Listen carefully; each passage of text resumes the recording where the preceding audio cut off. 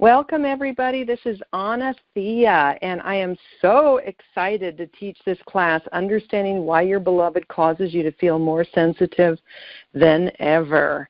Love is a very sensitive subject. I want to welcome all of you that are here and all of you that are listening to the recording afterwards. Before I get started with the actual course teachings, I'm going to be covering three main points tonight. I'd like to quickly introduce myself because some of you may know me, others may not. And my name is Anna Thea, and I'm a spiritual sexual educator. I also have a bachelor's degree in nutrition, but my real transformation came with that certification back in 2005 to 2007, where I was certified by the Divine Feminine Institute, and it literally changed my life. These are also teachings that I'm still teaching today, and they have really opened my heart and let go of the walls that I've carried to keep me from self-love and greater awareness. But I'm also an author. I wrote a book, Empower Yourself by Loving Your Body, The Woman's Guide to Reclaiming Yourself as Sacred. And I am, at heart, a total yogini. And so yoga is a big part of my life. And with all of this, I truly know the deep pain of relationship, or what intimacy and being in love can cause. And I know the deep pain of being emotionally sensitive, and I'm going to talk about that tonight. So I'm a woman's advocate and helping you find the light at the end of the tunnel to your emotionality. So this is for women who want intimacy and conscious equal partnership and find themselves at times overwhelmed or underwhelmed in the area of relationship and with their partner. And this is for women who want to be met in relationship. This is also for women that want to stop attracting the same guy, different face, and really let go of these familial patterns that keep us from evolving. So if you're tired of not being met in relationship, maybe you're experiencing emotional or physical pain around relationship, sexuality, and intimacy. Or maybe you've had a hard time opening up to another. Possibly you've been programmed to please and just go their way. Or maybe you wall off completely and you're very rigid in your opinions and your ideas. Or maybe you think too deeply and even overthink life situations. So the purpose of tonight's call is really to help you understand why, when you are in love, that it invokes such emotionality and sensitivity, and why it's hard for you to think clearly and fight fairly, and why maybe you love too much or can be very vulnerable to losing yourself in relationship. And I have a lot to cover.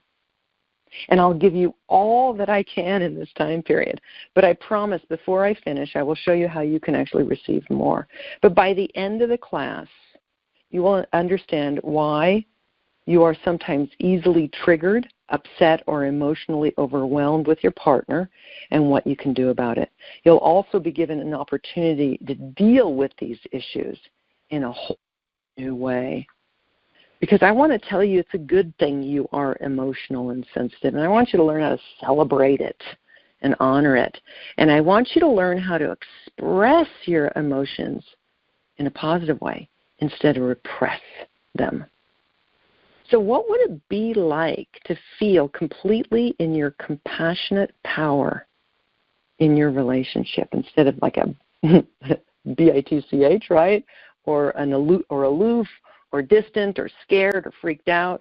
What would it be like to be in your compassionate power in your relationship? Or what would it be like to feel validated as a sensual, sensitive, emotional woman? What would it be like to know how to manage your emotions in a productive, self-empowering way? And be really completely at ease with your femininity, centered in your body, instead of all stressed out in your head. If you could be all of these things, what would it be like? How would that change your life? What difference would it make? Imagine being able to be compassionately centered in your relationships.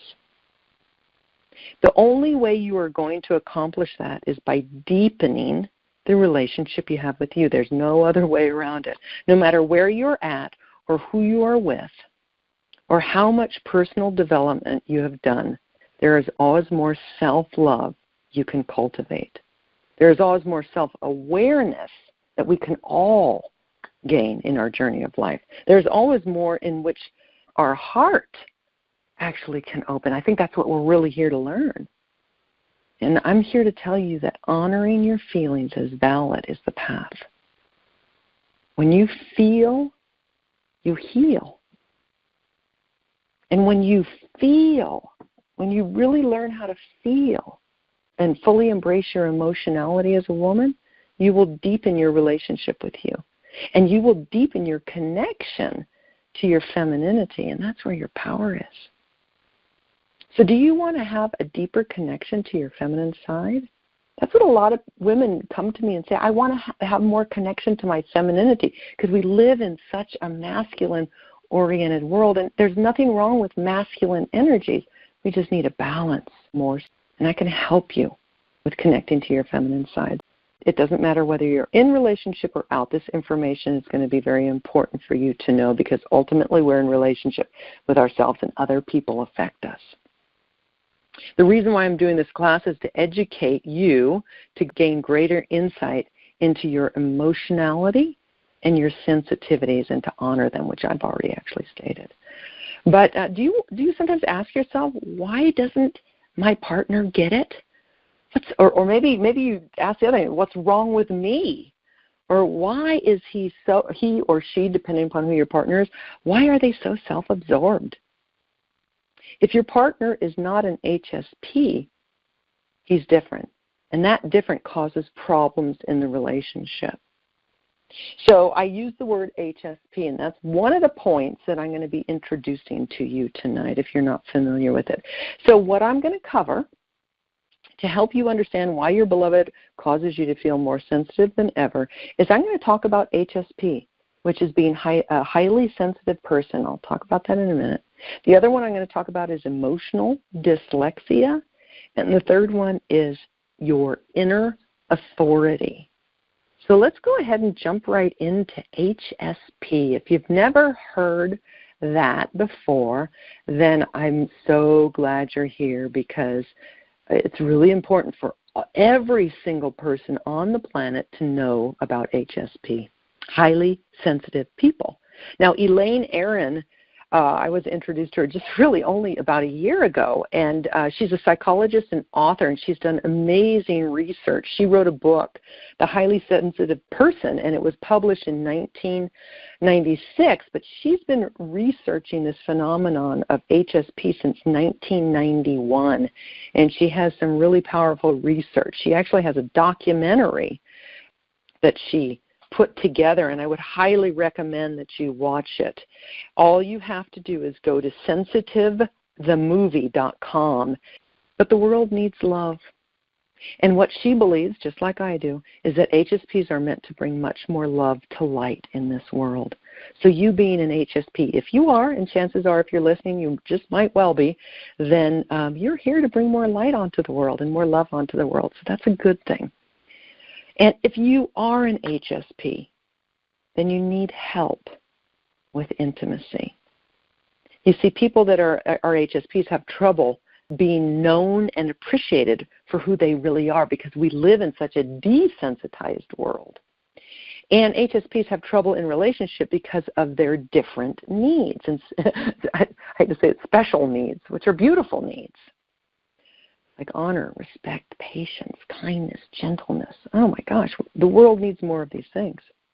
If you're an HSP, you can also, in regards to intimacy, feel shame because you're always maybe too much for the other person or overly sensitive.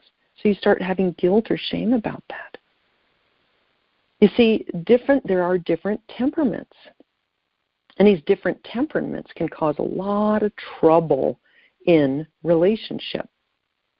But guess what? These temperaments are inherited. This is you. If you are an HSP, it's inherited. It's just who you are, and that's a beautiful thing. And the world really does need to know about it. And these different temperaments cause problems in relationship. One of the reasons why is because of the ignorance, and I hate to use the word ignorance, of the lack of knowing of these drastic differences that exist in our nervous systems. But with the right guidance, HSPs, highly sensitive people, and non-HSPs, which is 80% of the population, I'll get into that, can have the most fulfilling relationship of all if you know how to work it, if you have the education and the support that you need to honor your different temperaments. Let me tell you a little bit about what her research has found. HSPs, highly sensitive people, have a temperament of sensitivity, right? Sounds logical. But what's interesting is it's about 20% of the population. And not just in our species, in other species as well. So this is part of survival, to have 20% of the population to be HSPs. Otherwise, we wouldn't notice certain things that are happening that are not good for our survival. But HSPs, 20% of the population, are both male and female. So this is not just a female thing. Men are HSPs as well. And at least 34% of love relationships involve an HSP. And everyone has at least one HSP friend. The problem, as I mentioned earlier, is just the lack of knowing, the lack of people knowing about this, even about themselves. When I found out that I was an HSP, that was such a huge relief for me. And when HSPs are paired together, it makes people are very happy when HSPs come together. They're very, very happy because their sensitivities are unknowingly honored with each other. But this is the thing. HSPs are more susceptible to unhappiness in relationship. Well, why? What are the main reasons why HSPs are susceptible to this unhappiness in relationship? Well, HSPs have a nervous system that can pick up on more of the subtle energies in the world, and then not only pick up on them, have a tendency to reflect deeply on them and about them. What that really means, because we are that way, is that we demand more depth in our relationships in order to be satisfied. And we also, because we think more deeply, we tend to be more threatened by the consequences that could happen with the flaws or behaviors of our partner. And the other thing is that we reflect more often or worry more often on how things are going in our relationship. So we have to be aware of that and be sensitive to that ourselves as HSPs. Because you, I'm going to just assume you are an HSP, because you as an HSP pick up on so much, you're more prone to overstimulation. And you are quicker to stress. You stress more easily. And that includes the stimulation and stress from intense, intimate interactions. What that means is you inherently need more downtime, and our society doesn't give us any downtime, so you have to claim it and make space for it. And the other problem with you, if you do claim that downtime, that could leave your partner feeling left out, so he needs to be educated on that. And the other thing about HSPs is that we tend to find, not the common things, different things, more enjoyable compared to others. Maybe a quiet evening at home instead of being out in social environment with a lot of people is much more enjoyable. So what is it for you? And the other thing is many divorces caused by two people with extremely different temperaments is often because they don't have any clue what the other person is experiencing due to their sensitivities. So all of this can actually be avoided through education. One more thing about HSPs and sexuality. So if you are an HSP, you're more likely to find sex to be mysterious and powerful because sex and sexual energy is a very powerful energy. And you may be more prone to be turned on by subtle sexual energies and subtle touch rather than explicit sexual cues or more deeper physical aspects of sexuality. You can also sexually be very easily distracted or even physically hurt during sex. And this is big, and that's why I'm so committed to this education when I teach these courses, because that just hurts my soul to think that that's happening, because we do have such a masculine expression of sexuality in our world. And then when we have these deep, sexual, beautiful sexual experiences, we can find it very difficult to get back on track in our normal life. And these are the issues that HSPs have. And I want to help women with that. Number 2 that I want to talk about is emotional dyslexia. And this really is almost like crippling for you to be able to think clearly and fight fairly, really discuss fairly in relationship or clearly in relationship. So imagine you are with your, and by the way, I coined that term, emotional dyslexia, because I felt it. And it wasn't until I learned how to anchor myself in my emotions and face my emotions instead of fearing them did I free myself from this emotional dyslexia. So, and all of my teachings actually are about freeing you from your emotional dyslexia. So imagine you are with your partner and you're frustrated. Maybe he isn't giving you the attention you want or need. Maybe he did something shocking that upsets you, like going to a social event and you felt totally ignored by him. Or maybe he's up to the same old things like not doing the dishes. And I hate to say he, I shouldn't say that, your partner. I don't want to generalize, but I'm just giving examples of what happened here. Or maybe he's up to the same old things, not doing the dishes, not helping with the household chores, just checking out in the evenings. How do you handle these situations? Maybe you make up some excuses to why it's okay, you get over it, and you go on. But a part of your heart gets shut down. Your heart is where your power is. So maybe this time you muster up and you get enough energy, enough overthinking, and you get really clear, maybe with the help of your girlfriend or not, and you get super clear that this is not right. This is not good for you.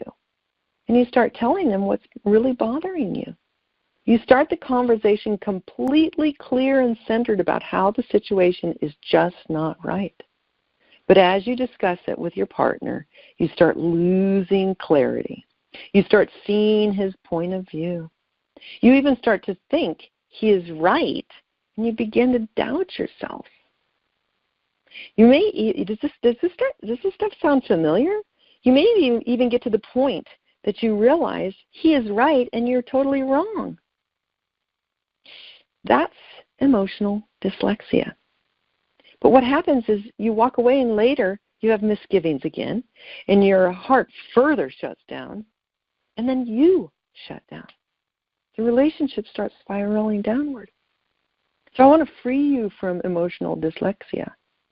Because what if you could be freed from it and could be emotionally authentic with your partner in every situation? What if you could do that and it didn't cause an emotional tornado in your life? What if you could do that and he still loved you, or your partner still loved you and accepted you?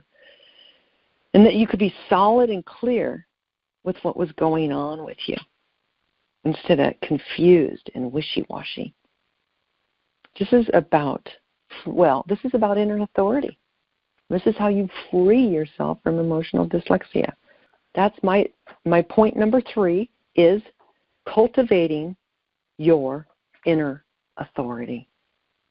This is about you being in charge of your life. Outside influences, you lose your inner authority through your triggers. Now, what are triggers? Triggers are outside influences that cause you to not be in your right mind. And I go over that in in my Mastering Your Emotions course. But let's just go back to that situation with your partner and the emotional dyslexia that I talked about, and how your heart gets shut down. Your heart is where your power is. You're a leader of love. And that's what I teach women to be, is leaders of love. So a part of your power and inner authority gets shut down to you.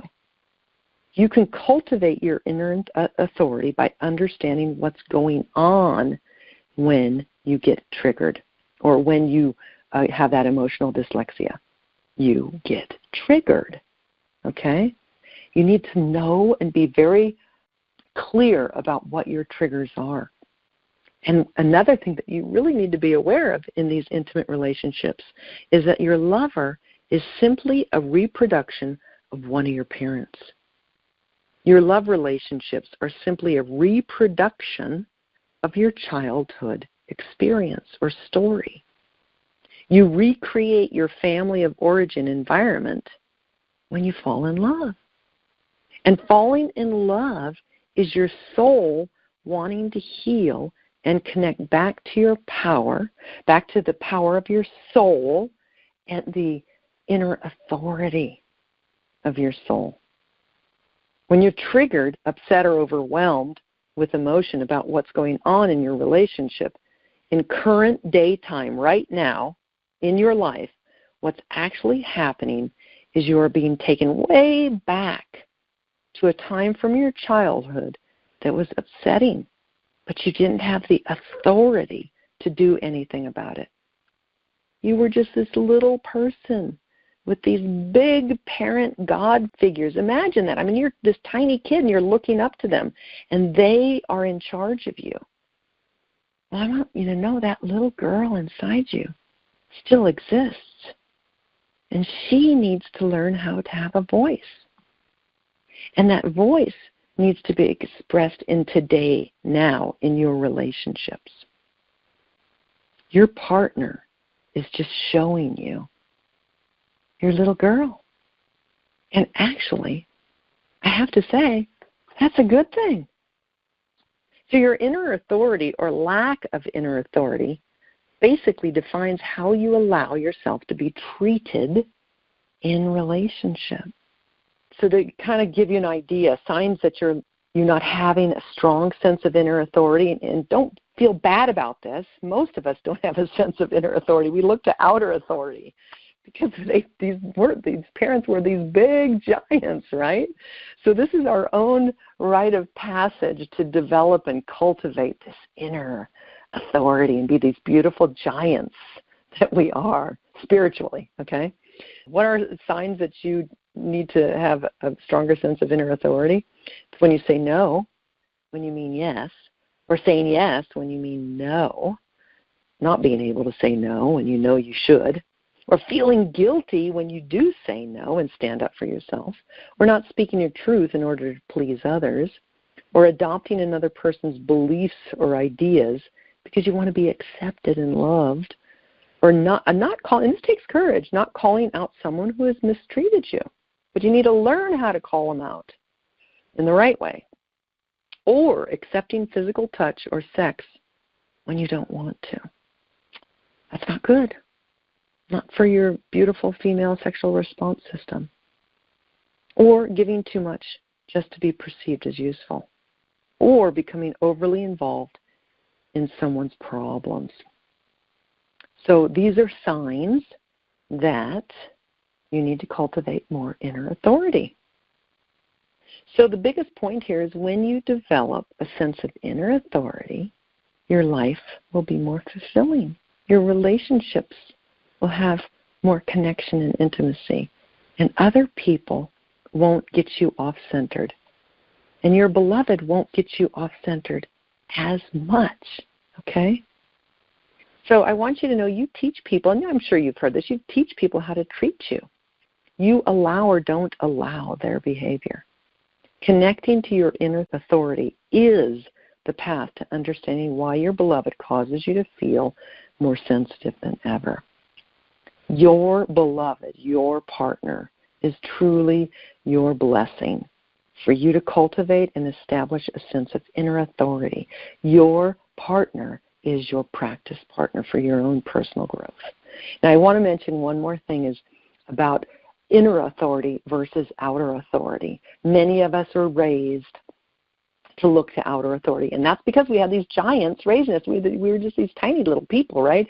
But what ends up happening is we have this idea that outer authority is the norm, right? To social acceptance and social norms as our authorities. We have our own father issues because that's the opposite sex as our authority. We also have this idea that the government, these other things and people are going to save us, longing for someone to save us. The government is going to save us. Our partner is going to save us. Those are all outer authorities.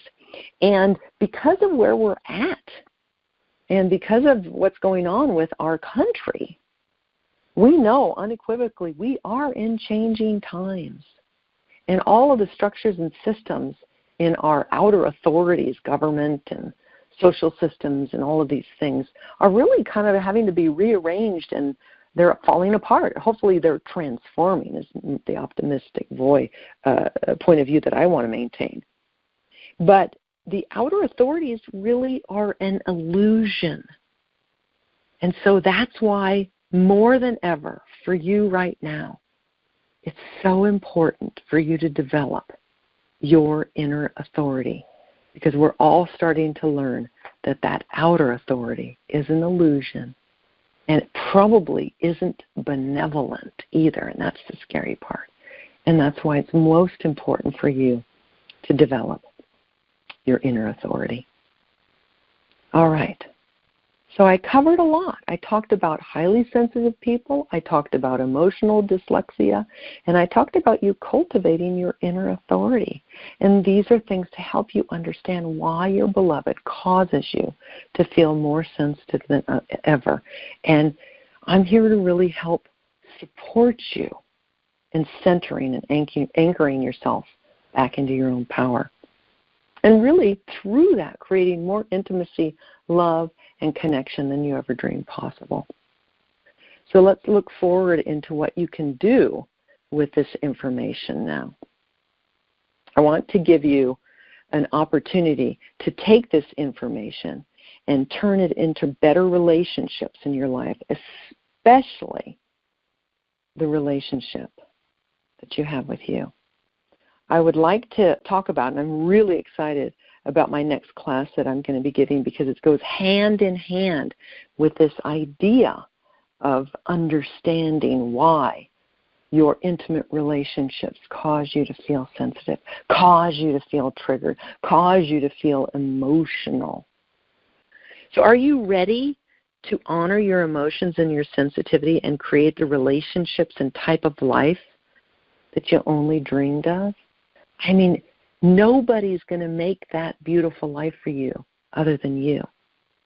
Remember, there's no outer authority that's going to come and save us. Oh, my God, we got to do it ourselves, right? So mastering your emotions is a journey of deepening the relationship you have with yourself and really learning to honor those beautiful sensitivities and acknowledging them and validating them. And when you do, you will be able to fully soften into your feminine side, and you will feel more relaxed, open, and free. You will have a feeling of groundedness and centeredness and feeling safe in the world like never before. Such a beautiful feeling. I can really show you how, and I'm here to support you in that. So let me ask you, what blocks and beliefs do you have that mess you up in relationship?